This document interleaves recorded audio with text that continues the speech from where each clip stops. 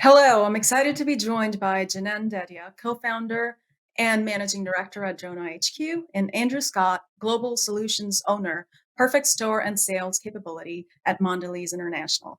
Our topic of conversation today is how Mondelez International uses low-code technology from DronaHQ for sales enablement at speed across geographies. Great, thank you both for joining. And Janan, I'm going to start with you. So we know low code, no code is a really big topic. And can you help us take a step back and let us know what are some of the most impactful ways where low code, no code is transforming large enterprises based on your experience, what you're seeing in the space? Sure. Thanks, Suchi, for having me. So one of the most impactful things that I am seeing in the space is a lot of large enterprises have legacy applications, and they are increasingly looking at digitizing the customer experiences. And this is becoming one of the sweet spot for low code to make a huge impact. One of the things that low code does really well, especially from where I come from, is an ability to transform and do UI and front end applications in an extremely seamless manner. Especially when we are looking at in the context of internal toolings and internal applications, and this is where I feel low code has a potential to help customers do things at 10x speed, and that's something that is extremely impactful from an enterprise perspective. Great. And where exactly do you see Drona HQ fit in that? Can you tell us a little bit more Sure. about Drona HQ, the product, the offering? Sure, yeah. So if we look at the low code space, we divide it into 4 or 5 subcategories.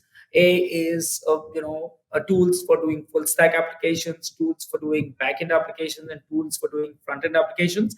And then there are a plethora of other tools like for automation and databases, etc.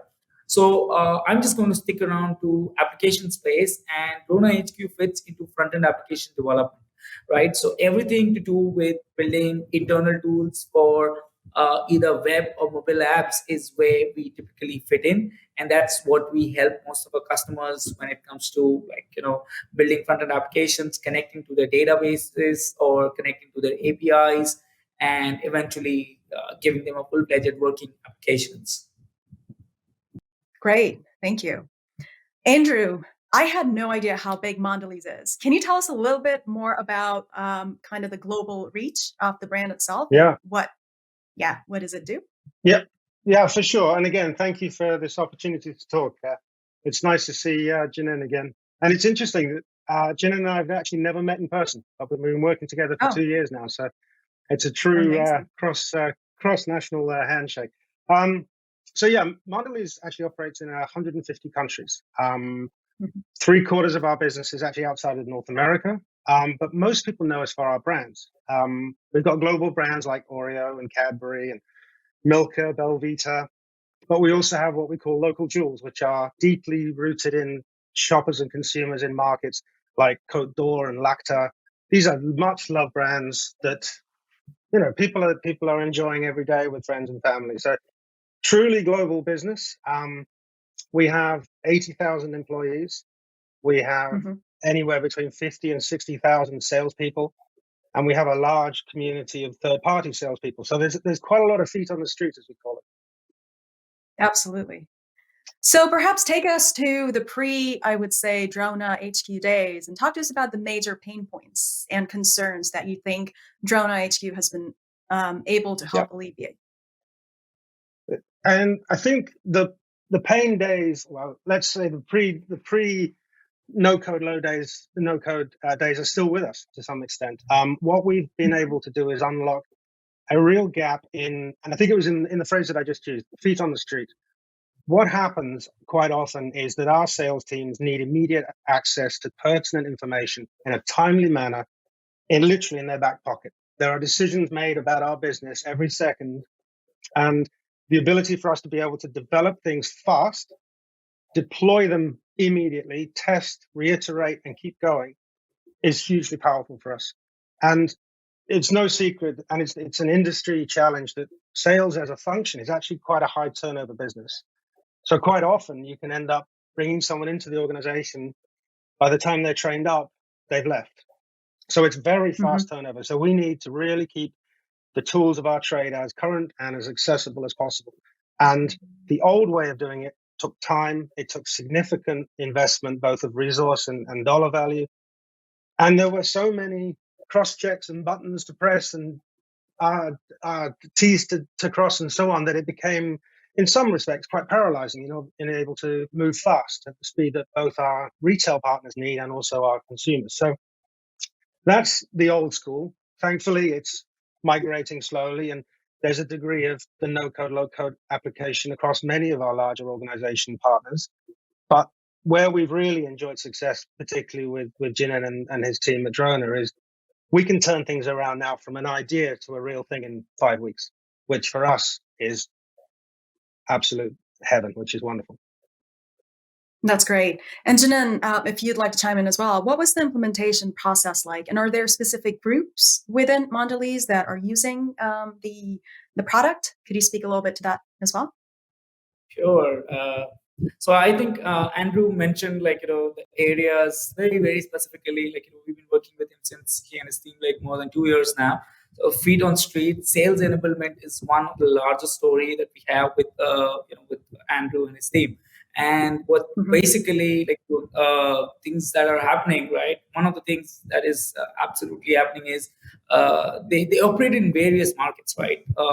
I mean, if our count goes, we are currently in about 15 to 20 plus markets right now, and every market has different languages, different challenges. There are some European markets, and you got to be GDPR compliant and a lot different things, right? So one of the things that's happening, when you go from market one to market two, there are different things that needs to happen, and this is where a lot of things are getting covered, and things are being done in a manner which probably it starts with a global stuff, but it ends up being local, and that's where a lot of different groups within Mondelez comes in, and they work with our team, and collaboratively we fine tune applications to make sure they're working fine in their local markets. Great. Andrew, anything that's a to great add? point. Yeah, no, that's music to my ears, because I've never explicitly outlined that as a plan, but we have this this sort of mantra, which is freedom within a framework. So what we will do is create a best-in-class application in this environment, and then we will allow the market, or sort of not allow, we will encourage the market to customize it within their own requirements. Language is a default customization, but it's much more around, we have different SKUs, we have different retailers, so it's highly flexible. And that ability to try, reverse time if it didn't work, and that real sense of confidence and empowerment at a market level is really, really valuable to us. And it aids adoption like nothing else. I have not had one person, and bear in mind, we have 22,000 users on this platform right now, and not one of them has said, I don't see what's in it for me. So it's highly personalized, highly powerful. Amazing. I'm going to go one level deep, and to a question to both of you. Do you think it's a myth that most low-code, no-code platforms offer basic and simple app development capabilities? Are there use cases, or do you think it's possible to build complex enterprise-level applications without coding? And how involved, Andrew, to your experience, was the IT or developers in kind of building the product suite, if you will?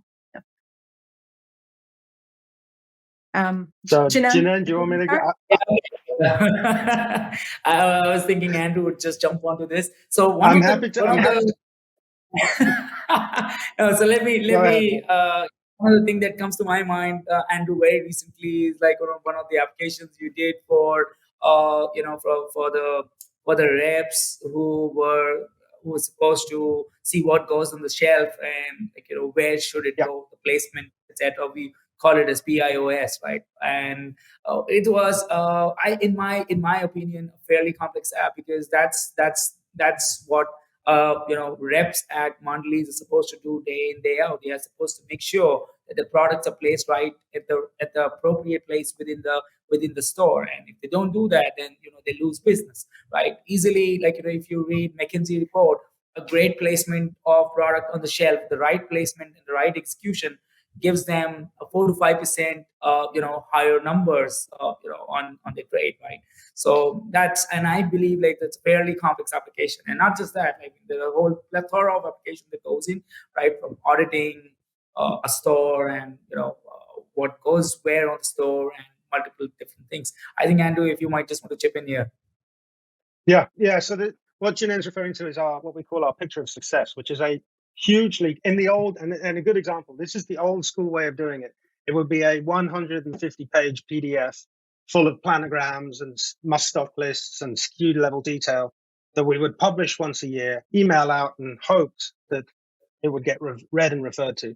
And the problem was in the old days, as soon as there was a change or we launched a new product, we'd have to reissue the entire thing and tell people, no, use version 2 because version 1 is now out of date. What we've done with this is enabled it to be 100% dynamic. And for an end user perspective, they have no idea and don't need to. They literally open the app and there it is. You can have absolute confidence that it's up to date. And to answer your question about is there a limit, I haven't found it yet. I think that with all good solutions, a good strategy and a good clear mind about what you're trying to achieve will unlock all of these potential. And what I'm particularly a big fan of is the trial and error within the no-code, low-code. From an end user perspective, it's immensely powerful to be able to literally drag and drop and try things out and deploy it. And if it doesn't work, it didn't work, but you learn. Whereas in the old, more traditional method, it was much longer time frames.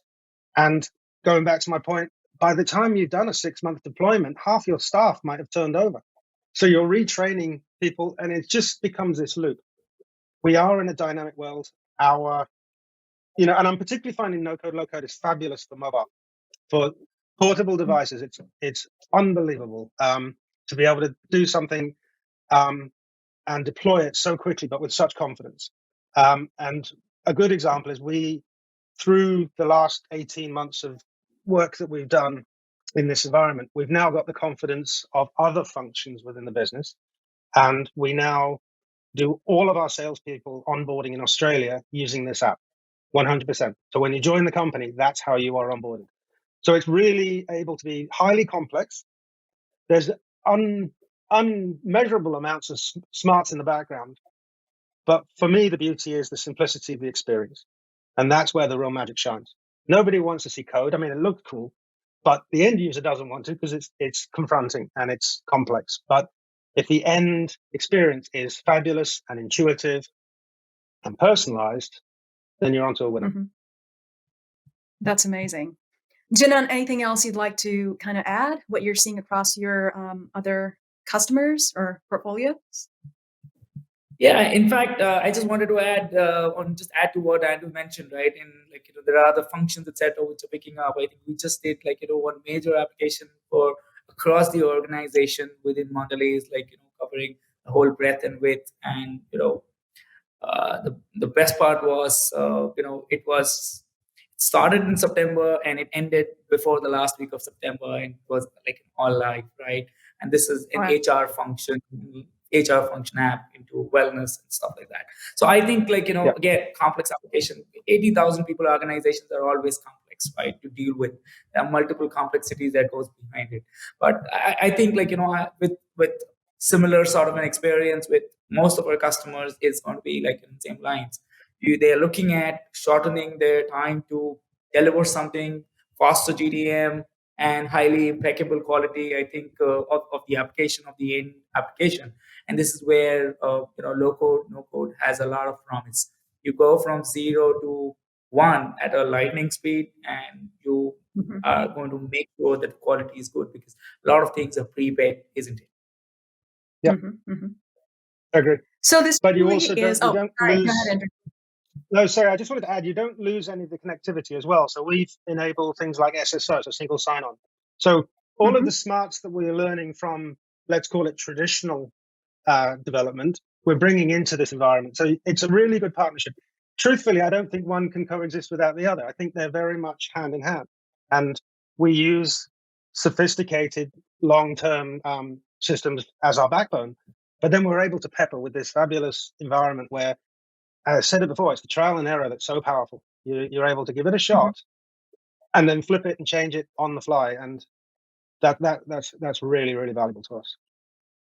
Wonderful. A follow-up question to that for you, Andrew, in particular, is with as large an enterprise as Mondelez is, how do you make the decisions on what you're going to build versus what you're going to buy? Any thoughts on that? Build internally as far as tools and technologies versus. Yeah, I think that the strategy is changing somewhat. I think historically we were more in the buy frame of mind, whereby we relied very much on third parties. But I think now we're moving into a bit more of a more balanced environment where, and I think that's where this platform particularly plays a good part, because even though our people might not necessarily understand the framework behind it, they're able to drive it and custom and configure it, and that's where the power is. And so I think ultimately, I'm in sales, right? So I try to give things that people will buy and people will want. So often it's audience generated our sort of trajectory of what we're designing. But I just think I think I said it before. It's the combination of the two, right? You've got our backbone of old school, traditional methods of supporting teams, and then we've got this, which is just so much more flexible for us. But it's the combination of the two. So I think our challenge will be, what point, do you expand the no-code, low-code environment? But for me, it's a hugely exciting space. I mean, 3-4 years ago, no one was talking about it to the level that they are. I can't wait for the next 4 or 5 years, because I think it'll just explode. And I'm sure that we will think that things that are completely impossible to achieve right now will be literally drag and drop on an iPhone in 12 months' time, which is fabulous. Great. Well, I'm going to wrap us up with one last question. Any advice for folks with a legacy system trying to implement low-code, no-code platforms, both from your experience, Andrew, and Janan, for someone who's developing it? Any piece of advice for people that are looking to implement? Yeah, so very quick thing is, when you're looking at implementing anything on low code, no code, I think it's important to understand the capability of the tool that you have at hand. If you're a large enterprise, chances are you will have multiple tools within your organization, and it's good to understand the capability that the tool brings on the table and use the right one, is where I would say. If it's, for example, if it's user experience, make sure you are using front-end application tooling. And if you're looking at something to build back-end services, microservices, then there are appropriate tools for them. So make sure you are picking up the right tools. That's one thing I would say. Great. Andrew, any parting thoughts? I'd agree with you, Janan. I'd also add, keep an open mind, because this horizon is changing rapidly. And I think it's quite easy to use the term legacy, and legacy has negative connotations. It was right at the time, and it's still right now, but things change, and then that's the beauty of progress. So I think we should maybe change the vocabulary. Legacy feels old and past part of yesterday, and I don't think it is. I think there's a good cohabitation between this developing technologies, and it's exciting. Yeah, thank you for that, and an important point. Well, thank you both for your time and for your insights. This brings us to the end of our conversation, and thanks for being here.